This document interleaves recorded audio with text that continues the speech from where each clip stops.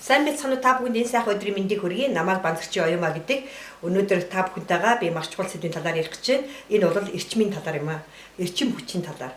Тэгэхээр та амжилтанд хүрэхгүй нэг л ажилчин бүтэмж муутай бол эрчим хүчийг алдаад байна гэсэн. Тэгэхээр өнөөдөр 5 хүчин зүйлийн талаар ярилцах гэж байна. Энэ бол нэгдүгээр дургу ажил. Та яагаад эрчмээ алддаггүй гэхээр та хэрвээ дургу ажил хийж ивэл эрчим хүчээ алддаг. Таны ажил танд таашаал авцлахгүй. Таны ажил танд сэтгэлийн баясгал авчрахгүй, таны ажилд нь таны амьдралын чанарыг сайжруулахгүй болвол мэдээж та эрчмээ алддаг. Тэр ихэнх хүн бол дургуй ажиллаа хийдэг, өглөө босоод дургуй ажилд явдаг, орой дургуй ажлаасаа ирдэг. Тэгэхээр та ч бас өөрөөсөө асуугаад үзээрэй. Өнөөдрийг таны хийж байгаа ажил чинь танд эрчим энерги өгж гинэ үү? Өглөө болон та ажилдаа очихдоо сэтгэл баясгалтай, баяр хөөртэй очиж гинэ үгүй гэдгийг асууж үзээрэй. Мөн таны хийж байгаа ажил танд үр дүн өгж гинэ үү? Амьдралын чанарыг сайжруулж байгаа гэдгийг өөрөөсөө бас асууж үзээрэй.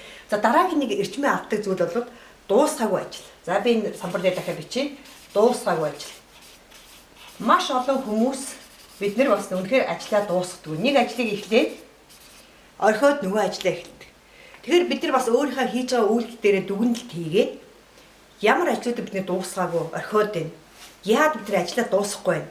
Ажлаа дуусгахын тулд бид нар юу хийх вэ гэдэг дээр анхаарал хандуулах нь. Тэгэхээр дуусгаагүй ажлууд бол таны эрчмийг их алдагдуулдаг гэдгийг бас мартаж болохгүй.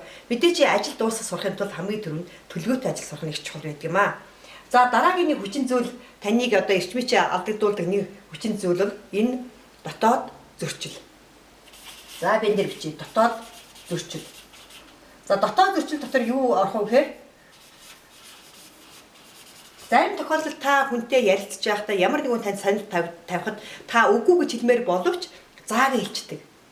За нэг тийшээ та явмааргүй боловч одоо тэр хүнийг гомдчих болов, буруу бодчих болов, муу санчих болов гэд ингээд та өөрийнхөө хүсэж байгаа эсрэг зүйл хийгээд тэр нь үйл дээр гарахаараа энэ таны дотоод зөрчил болдог. Тийм зүйл бол та баш эрчим энерги алддаг юм аа. Мөн дотоод зөрчил бас юу арах вэ? Хоосон амлалтууд ордог. Магадгүй та маргааш нэг хүнтэй 10 цагт уулзаа гэд товолцсон байдаг. Та 10 цагт очиж амжихааргүй болдог. Тэгэхээр ихэнх хүмүүс яадаг хөр чимээгүй алга болчдөг, уцаа хаваа ичдэг ч юм уу тий. Тэгэхээр та хүнтэй товолсон болвол яг цагтаа амжиж очих. Үүрэгтэй хэрэг амжихгүй бол урьдчилаад утасаж хэлэх нэ. Магадгүй хэрвээ та 10 цагт уулзъя гэдэг цагтаа амжихгүй гэж ивэл та угаасаа тийм бодолтой байвал урьдчилаа та тэр хүндээ би амжиж магадгүй амжихгүй ч байж магадгүй гэдгийг хэлэх хэрэгтэй. Тэгэх юм бол тэр хүний хувьд бол хүлээлт бий болохгүй гэдгийг та бас мэдэх хэрэгтэй. Тийм учраас хэрвээ та энэ дотоод зөрчилтэй байгаад байх юм бол эрчим энергийг алдаад байх нэ. Тэгэхээр өөрийнхөө байж чадах юм бол та бас амжилтанд хүрэх маш чухал үйлдэл болд юм а гэдгийг та бүхэндээ бас хэлмээр байна. За ингээд дараагийн нэг хүчин зүйл бол дотоод одоо эрчим хүчийн алддаг энэ хүчин зүйл бол яхааргүй санхүүгийн байдал гэдэг юм а. Энэ бол өр зээл. Өр зээл. Тэгэхээр маш олон хүмүүс зээл тавьдаг, маш олон хүмүүс өртөө байдаг. Ерөнхийдөө бас энэ санхүүгийн тогтолцоо, эдийн засгийн тогтолцоо ч гэсэн энэ ипотекийн зээл энэ чинь биднийг маш их өртөө болгож байна. Магадгүй хин нэгэн аливаа ажлыг бүтээхдээ дандаа өр зээл юм уу хин нэгнээс мөнгө олох тийм ажлыг бид нэх илүү их хөөцөлдөг. Орлогоо нэмэгдүүлээс илүүтэйгээр тэр тал дээр асуудлаа хандуулж байдаг. Хэрвээ та хин нэгнээс мөнгө авсан бол ямар нэгэн зээл авсан бол та түүнийг буцааж өгөх хэрэгтэй. Ихэнх хүн зээл авахдаа маш баярлаж инээж авдаг боловч буцааж өгөх болохоор танихаа өвчтөг дуугалцдаг ийм зан чанар бол маш их байдаг. Ялангуяа би өөрөө хуулийн мэргэжтэй хүн олон иргэний одоо хэрэгт орж явахад бол ийм зүйлүүд маш их анзаардаг. Тэр үе та ах トゥ угийн хооронд асуудлууд гардаг, найз нөхдийн хооронд асуудлууд гардаг. Тийм учраас та одоо нэгдүгээр өөрөө айлчлан мөнгө зээлэхгүй байх хэрэгтэй. Хоёрдугаар та хүнээс зээл авсан бол тэрийг буцааж өгөөрэй. Яагаад гэвэл тэр буцааж өгөөгүй зээл чинь таны одоо эрчмийг алдагдуулж идэг, энергийг алдагдуулж идэг ийм том бас хүчин зүйл болдгоо шүү гэдгийг би та бүхэндээ бас дахин хэлмээр байна.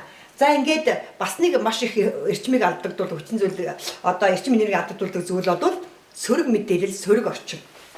Сөрөг мэдээлэл. Сөрөг мэдээлэл. Зөвхөн сөрөг мэдээлэл биш, сөрөг орчин гэсэн үг. Сөрөг хүрээлэл.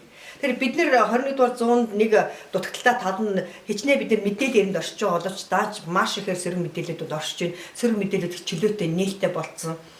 Тийм учраас энэ сөрөг мэдээлэл бол та өөрөө анзаарахгүй, та тэр дуурлаа, та тэрийг үзмээр санагдаад байвал та эрчим энерги алдаж гин гэсэн үг. Таны үдж байгаа тэр мэдээлэл чинь хэдэн хувь нь эерэг вэ? Эрчимтэй байна.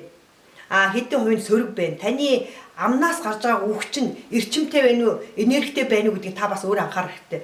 Мөн таны эргэн тойрондоо хүрээлэл чинь урам өгдөггүй, дэм өгдөггүй, уулз болгондоо сайн зүйлийг ярьдаггүй, эсвэл таны уулзсан найз нөхөд чинь дандаа ховж болж бүтггүй хүмүүсийг ярьдаг гэдэгт та бас анхаарах хэрэгтэй. Тэгэхээр бага ухаан болвол хүмүүсийн тухай ярьдаг, өөрөө л ховж ярьдаг. Дунд ухаан болвол үйл явдлыг ярьдаг. Харин дээд ухаан болвол санаа ярьдаг, одоо идэ гэж хэлдэг, санаачлага ярьдаг, ирээдүйн сайн сайхны бодол онол ярьдаг, ийм зүйлүүдийг ярьдаг хүмүүс одоо дээд ухаантай гэж үздэг юм аа. Тийм учраас энэ сөрөг мэдээлэлээс зайлсхийхин тулд та хүрээлэлд өгнө, өөрийнхөө гаргаж байгаа үг, бодол, үйлдэл хянах нь мөн энэ мэдээллийн орчингоо бас хянаараа. Жишээлбэл одоо бид нэр сөрөг мэдээлэлээс зайлсхийхин тулд манай гэр бүлийн хувьд бол тодорхой хугацаар бид бас зурагт үздэг. Сөрөг мэдээлэл гарч байгаа зүйлүүдээс таталзах чаддаг, хамтаараа ярилцаж шийдэж чаддаг. Энийн оронд хамтдаа ном унших, хийж бүтээх ийм ажлууд хийдэг юм аа. За ингээд өнөөдөр би та бүхэнтэйгээ ингээд эрчим хүчээ алдаад идэг 5 зүйлийн тухай ярилцлаа. Харин дараагийн сургалтаараа та бүхэндээ яаж эрчмээ нэмэгдүүлэх вэ? Яаж эрч хүчтэй байх вэ? Яаж хийж бүтээх вэ? Яаж одоо баяр баясгалтай байх талаар ярилцах болно. За ингээд түр баяртай.